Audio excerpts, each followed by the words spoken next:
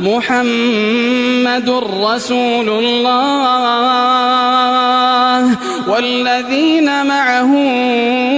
أشداء على الكفار رحماء بينهم تراهم ركعا سجدا يبتغون فضلا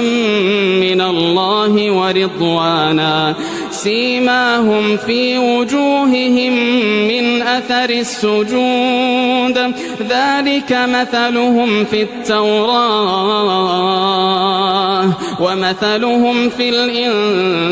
الإنجيل كزرع أخرج شطأه فآزره فاستغلظ فاستوى على سوقه يعجب الزراع ليغيظ بهم الكفار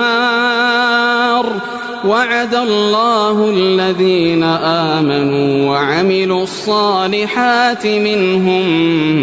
مغفرة وأجرا عظيما.